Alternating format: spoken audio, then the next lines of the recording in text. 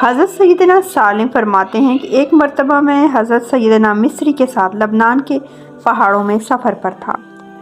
آپ رحمۃ اللہ علیہ نے ایک مقام پر پہنچ کر مجھ سے فرمایا، اے سالم، جب تک میں واپس نہ آ جاؤں تم اسی جگہ ٹھہرنا۔ اتنے کہنے کے بعد آپ رحمۃ اللہ علیہ ایک پہاڑ کی سمت گئے اور میری نظروں سے اوجھل ہو گئے۔ 2 دن گزر گئے لیکن آپ رحمۃ اللہ علیہ واپس تشریف نہ لائے۔ میں اکیلا اس ویران جگہ پر پریشان تھا۔ جب مجھے بھوک لگتی تو پتے اور سبزی کھا لیتا، جب پیاس کی شدت ہوتی تو قریبی تالاب سے پانی پی لیتا۔ بالآخر 3 دن بعد حضرت سیدنا مصری تشریف لے آئے، لیکن جب آپ آئے تو آپ کے چہرے کا رنگ متغیر تھا اور آپ بہت زیادہ پریشانی کے عالم میں تھے۔ جب آپ کی حالت کچھ سنبھلی تو میں نے عرض کیا، حضور، کیا کسی درندے کی وجہ سے آپ پر خوف طاری ہے؟ آپ رحمۃ اللہ علیہ نے جواباً فرمایا، نہیں۔ میں نے عرض کی، پھر آپ اتنے خوف زدہ اور پریشان کیوں ہیں؟ فرمانے لگے، یہاں سے جانے کے بعد میں غار کی طرف نکل گیا۔ جب میں اس میں داخل ہوا تو ایک ایسے بزرگ کو دیکھا جن کی داڑھی اور سر کے بال بالکل سفید ہو چکے تھے۔ جسم بہت کمزور و لاغر تھا، ایسا معلوم ہوتا تھا جیسے یہ بزرگ ابھی قبر سے نکل کر آ رہے ہیں۔ وہ نہایت غمگین حالت میں اپنے پاک پروردگار کی عبادت میں مشغول اور نہایت خشوع و خضوع سے نماز پڑھ رہے تھے۔ جب انہوں نے سلام پھیرا تو میں نے آگے بڑھ کر انہیں سلام کیا۔ انہوں نے جواب دیا اور دوبارہ نماز میں مشغول ہو گئے۔ عصر تک نماز میں مشغول رہے، پھر ایک پتھر سے ٹیک لگا کر بیٹھ گئے اور سبحان اللہ کی صدائیں بلند کرنے لگے۔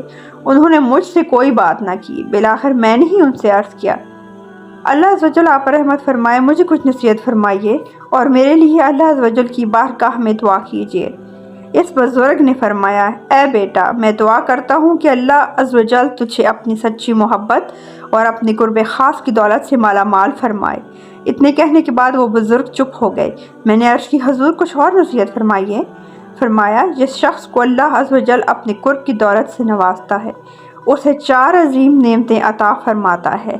نمبر 1، بغیر خاندانی شان و شوکت کے عزت۔ نمبر 2، بغیر طلب کے علم۔ نمبر 3، بغیر مال کے غنا۔ نمبر 4، بغیر جماعت کے انس و الفت۔ اتنا کہنے کے بعد اس بزرگ نے ایک دردناک چیخ ماری اور بے ہوش ہو گیا۔ میں نے گمان کیا کہ شاید یہ بزرگ کا انتقال ہو گیا ہے، لیکن 3 دن بعد انہیں افاقہ ہوا۔ فوراً قریبی چشمے پر گئے، وضو کیا اور مجھ سے پوچھا، اے بیٹا، اس حالت میں میری کتنی نمازیں فوت ہو گئیں؟ 2 یا 3 نمازیں؟ میں نے عرض کیا، حضور، آپ کی 3 دن اور 3 راتوں کی نمازیں فوت ہو چکی ہیں۔ آپ رحمۃ اللہ علیہ 3 دن تک بے ہوشی کی حالت میں رہے، پھر انہوں نے اپنی نمازیں مکمل کیں۔ پھر مجھ سے فرمایا، جب میں اپنے پروردگار کا ذکر کرتا ہوں تو میرا شوق ملاقات بڑھ جاتا ہے، مجھ پر وجدانی کیفیت طاری ہو جاتی ہے۔ میں مخلوق سے ملاقات کو پسند نہیں کرتا کیونکہ لوگوں کو ملاقات مجھے میرے رب کی ذکر سے غافل کر دیتی ہے۔ بیٹا، اب تم یہاں سے چلے جاؤ تاکہ میں اپنے رب عز و جل کی عبادت کر سکوں۔ اللہ عز و جل تمہیں اپنی حفظ و امان میں رکھے۔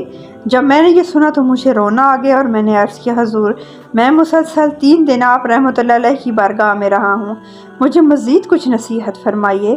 تو وہ بزرگ فرمانے لگے، اے میرے بیٹے، اپنے رب سے سچی محبت کرنا، اس کی محبت کی بس کوئی چیز طلب نہ کرنا، اس سے بے غرض محبت کر۔ بے شک جو لوگ اللہ سے محبت کرتے ہیں وہ لوگوں کے سردار ہیں، زائدوں کی نشانیاں ہیں۔ ایسے لوگ اللہ عز و جل کے منتخب شدہ بندے ہوتے ہیں۔ اللہ عز و جل نے انہیں اپنی محبت کے لیے منتخب فرما لیا ہے۔ یہ لوگ اللہ عز و جل کے پسندیدہ بندے ہیں۔ اتنا کہنے کے بعد اس نیک بزرگ نے ایک چیخ ماری اور ان کی روح قفس انصری سے پرواز کر گئی۔ کچھ ہی دیر بعد میں نے دیکھا کہ مختلف سمتوں سے بہت سے اولیاء کرام پہاڑوں سے اتر کر آ رہے ہیں۔ انہوں نے اس بزرگ رحمۃ اللہ علیہ کی تکفین کی خاطر نماز جنازہ ادا کی اور اسے دفن کر دیا۔ جب وہ جانے لگے تو میں نے ان سے پوچھا، یہ بزرگ کون تھے اور ان کا نام کیا تھا؟ انہوں نے بتایا، ان کا نام شیبان تھا۔ اتنا کہنے کے بعد وہ تمام صالحین وہاں سے چلے گئے۔ حضرت سیدنا سالم فرماتے ہیں کہ میں نے اہل شام سے حضرت سیدنا شیبان کے متعلق پوچھا۔ انہوں نے بتایا کہ لوگ انہیں دیوانہ سمجھتے تھے اور بچے انہیں پاگل سمجھ کر تنگ کرتے اور پتھر مارتے، اس لیے وہ یہاں سے چلے گئے اور پہاڑوں میں عبادت کرنے لگے۔ میرے پاک پروردگار ہمیں بھی اپنی سچی محبت سے نواز دے، آمین یا رب العالمین۔